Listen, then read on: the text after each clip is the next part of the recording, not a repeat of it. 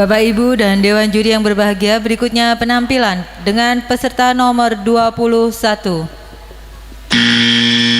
Biografi Bung Karno, 1901. Soekarno pada waktu kecil bernama Kusno, lahir di Lawang Seketeng, Surabaya pada hari Kamis Pon tanggal 6 Juni 1901. Putra kedua dari pasangan Sukemi Sostro Diharjo dengan Ida Ayu Nyoman Rais Rimben. 1916 tamat dari European Leisure School ELS Mojokerto, kemudian meneruskan pendidikan di Huje Bagas School HBS Surabaya. Indekos di Rumah Haji Umar Said Cokro Aminoto.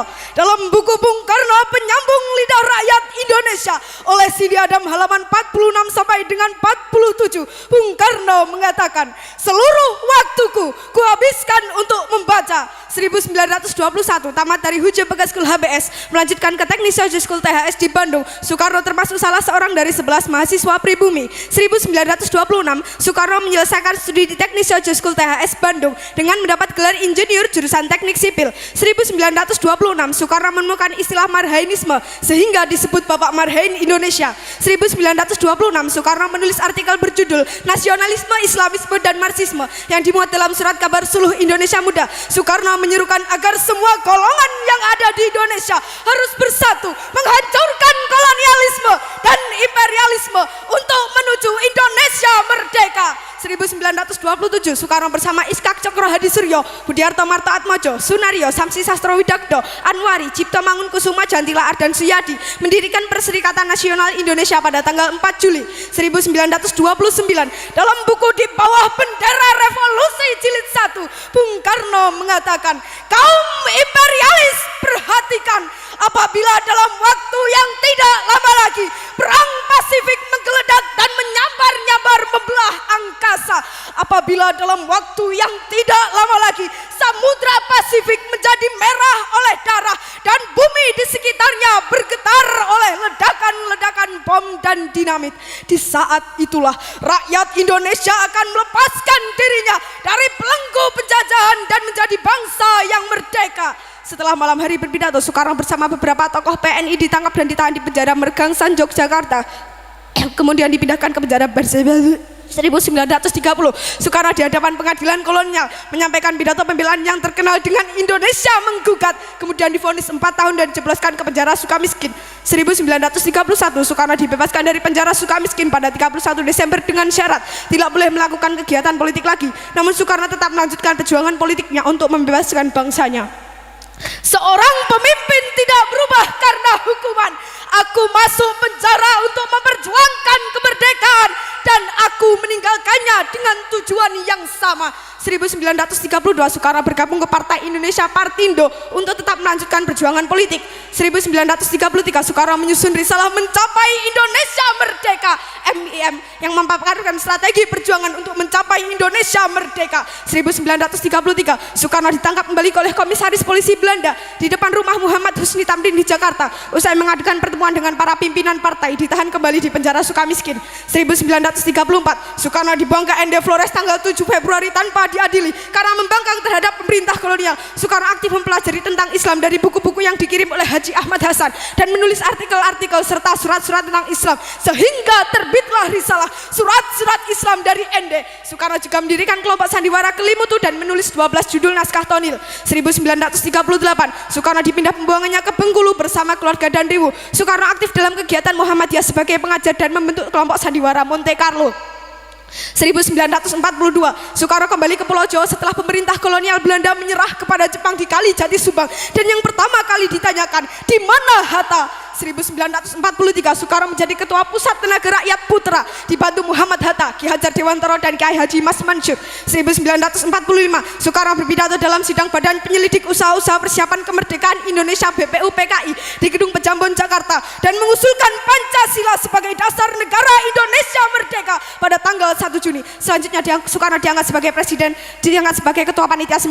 1945 Soekarno dipilih sebagai ketua panitia persiapan kemerdekaan Indonesia PPKI tanggal 7 Agustus dengan wakilnya Muhammad Hatta. 17 Agustus 1945 Soekarno dan Hatta atas nama bangsa Indonesia memproklamirkan kemerdekaan Indonesia. Pada hari Jumat Legi pukul 10 di halaman rumah Soekarno, Jalan Pegangsaan Timur 56 Jakarta, bendera merah putih yang dijahit oleh Ibu Fatmawati berkibar ke angkasa, dilanjutkan dengan menyanyikan lagu kebangsaan Indonesia Raya. 18 Agustus 1945, Soekarno dan Hatta diangkat sebagai presiden dan wakil presiden secara aklamasi dalam sidang PPKI setelah ditetapkan Undang-Undang Dasar Negara 1945 dan Deklarasi Pendirian Negara Kesatuan Indonesia. 1946, Presiden Soekarno memindahkan pemerintahan dari Jakarta ke Yogyakarta karena situasi Jakarta tidak aman akibat agresi militer Belanda. 1948, di Madiun meletus pemberontakan PKI di bawah pimpinan Musso. Dalam siaran radio, Presiden Soekarno menyerukan kepada rakyat untuk memilih Soekarno, Hatta atau Musso. 1948, agresi militer Belanda kedua, Yogyakarta diduduki tentara kolonial Belanda. Presiden Soekarno dan para pemimpin lainnya diasingkan ke Brastagi, Prapat, kemudian Bangka. 1949, Presiden Soekarno dan para pemimpin bangsa dikembalikan ke Yogyakarta dari pengasingan setelah perjanjian Rumroyen.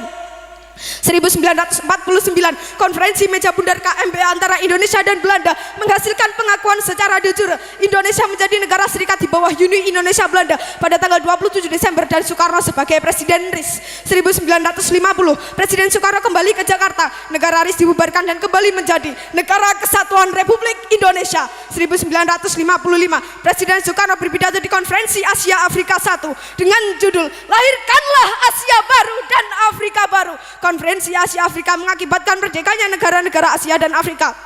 1959, Presiden Soekarno mengeluarkan dekret Presiden 1. Pembubaran konstituante. 2. UUD 1945 berlaku lagi dan tidak berlakunya UUD 1950. 3. Pembentukan MPRS yang terdiri atas anggota-anggota DPRS, utusan-utusan dari daerah-daerah dan golongan-golongan, serta pembentukan DPAS. 1960, Presiden Soekarno berpidato di depan Sidang Umum Perserikatan Bangsa-Bangsa dengan judul To Build the World Anew, membangun dunia baru, yang berisi tawaran gagasan tentang merumusan nilai-nilai Pancasila dalam piagam PBB. 1961, Presiden Soekarno mengomandokan Komando Pembebasan Irian Barat yang dikenal dengan Trikomando Rakyat Trikora pada tanggal 19 Desember, yaitu 1. Gagakan pembentukan negara boneka Papua buatan kolonial Belanda. 2. Kibarkan sang merah putih di Irian Barat tanah air Indonesia. 3. Bersiaplah untuk mobilisasi umum mempertahankan kemerdekaan dan kesatuan tanah air dan bangsa. 1962, dalam buku Warisi Api Sumpah Pemuda halaman 135 sampai dengan 136, Presiden Soekarno pernah berkata, berilah saya 1000 orang tua, saya bersama mereka kiranya dapat memindahkan Gunung Semeru. Tetapi apabila saya diberi 10 pemuda yang bersemangat dan berapi-api kecintaannya terhadap bangsa dan tanah tumpah darahnya, saya akan bisa menggemparkan seluruh dunia. 1963, Presiden Soekarno membuka Game of the New Emerging Force Ganevo di Jakarta. 1964, Presiden Soekarno mengomandokan Dikora. 1. Perhebat pertahanan Republik Indonesia. 2. Bantu perjuangan revolusioner rakyat Malaya, Singapura, Sabah, Sarawak dan Brunei untuk membubarkan negara boneka Malaysia. 1965, Presiden Soekarno membuka Konferensi Islam Asia Afrika KIAA di Jakarta. 11 Maret 1966, Presiden Soekarno mengeluarkan surat perintah kepada Menteri atau Panglima Angkatan Darat Letnan Jenderal Soeharto yang lebih dikenal dengan istilah Super Semar, yang berisi 1.